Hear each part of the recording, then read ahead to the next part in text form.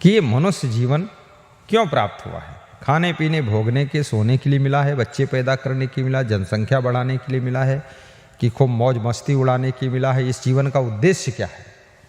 तो चाणक्य कहते हैं आहार निद्रा भय मैथुनानि सामानि चैमानि नृणां पशूनां ज्ञानं नराणां यदि को विशेषो ज्ञानेन हीना पशुभिः समानः ज्ञानेन हीना पशुभिः समानः।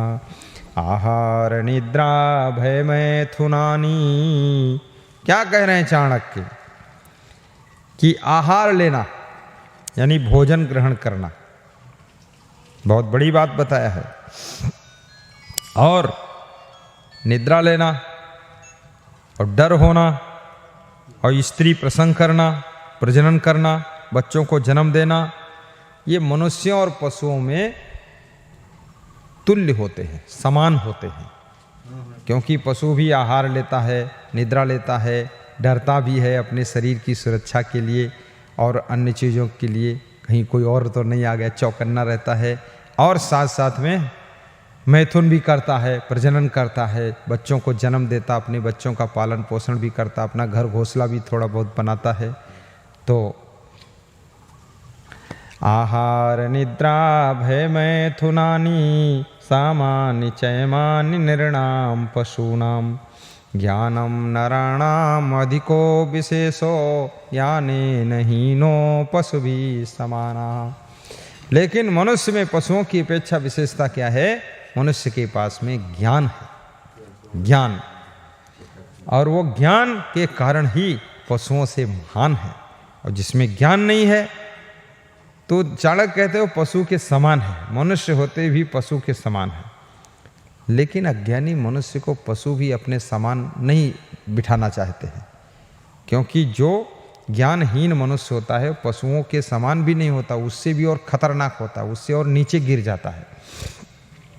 पशुओं की तो हर चीज में एक सीमा है, लिमिट है, कंट्रोल है, नियम है, उनके मौसम के नियम होते हैं और सब खाने पीने के नियम होते हैं। जैसे गाय है, वो जब खाएगी घास भूसा खाएगी, लेकिन मांस नहीं खाएगी। शेर जब खाएगा मांस खाएगा, घास भूसा नहीं खाएगा।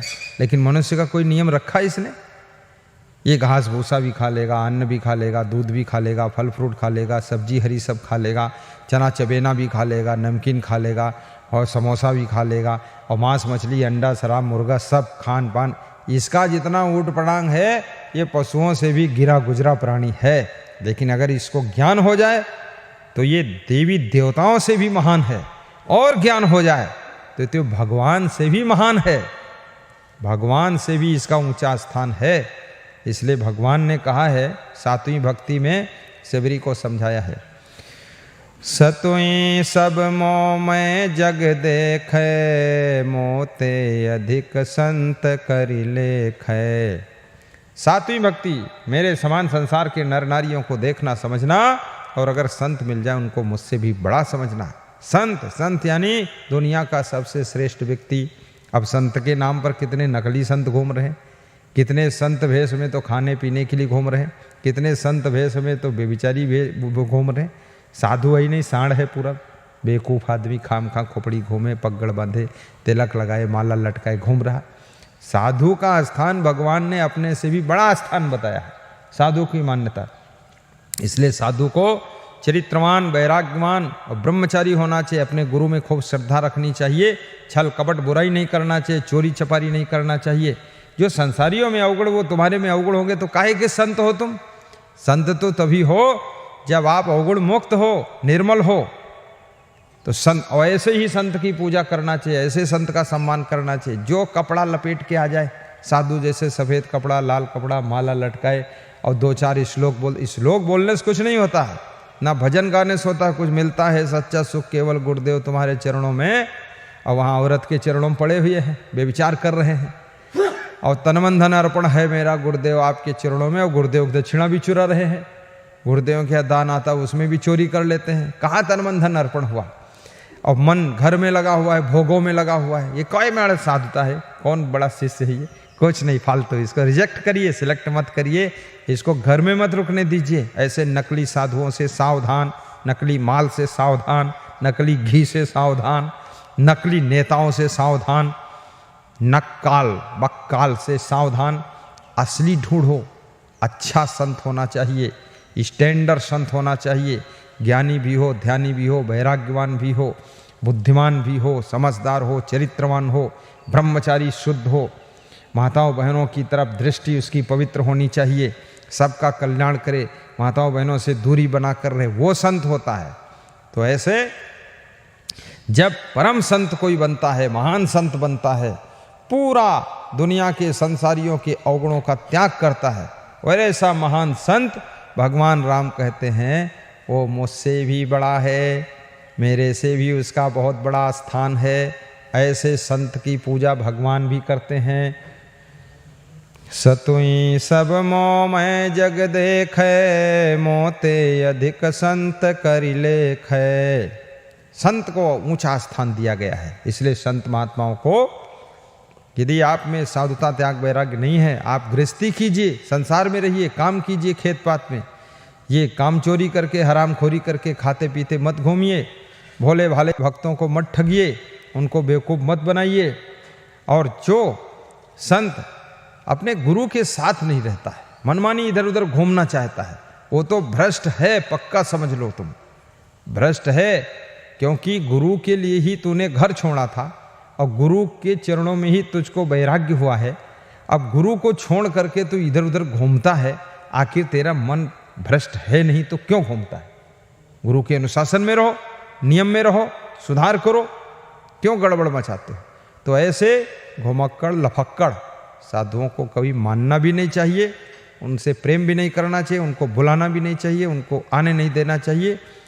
और महान गुरु, प्रामाणिक गुरु, वैराग्यवान गुरु के साथ में वही संत आते हैं जो सही सलामत होते हैं।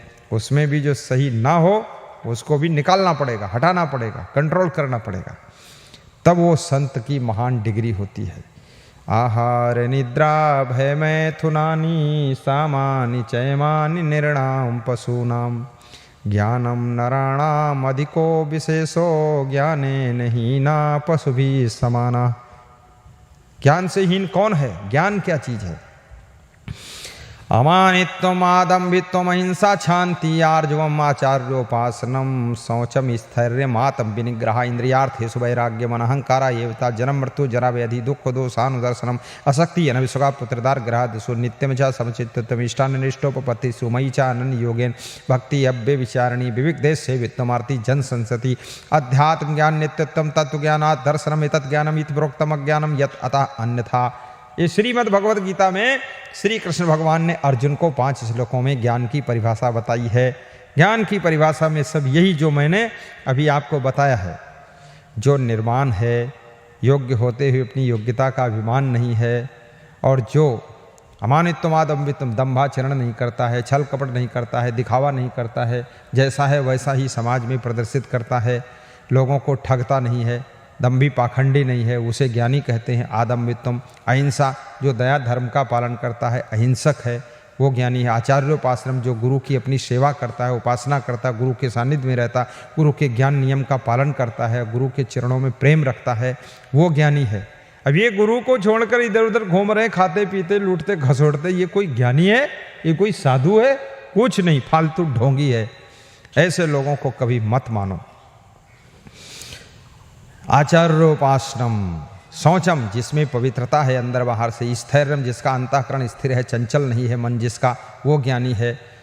आचार्योपासनम शौचम स्थैर्यम आत्म विनिग्रह, और जो मन इंद्रियों को बस में रखता है।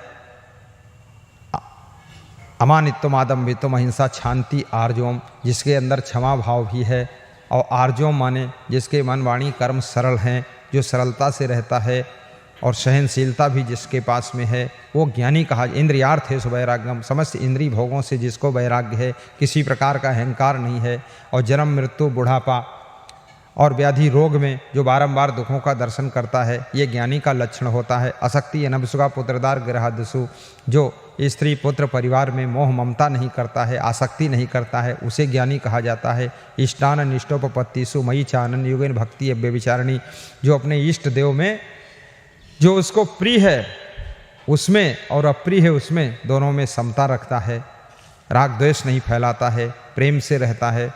और मयि चानन योग्य भक्ति अव्यभिचारिणी, और जिसकी भक्ति अव्यभिचारिणी है, एक निष्ठ गुरु की भक्ति करता है, इधर उधर विचलित नहीं होता है, वही ज्ञानी है। अनन्य योग के द्वारा गुरु की भक्ति में जो लीन रहता है, गुरु के प्रति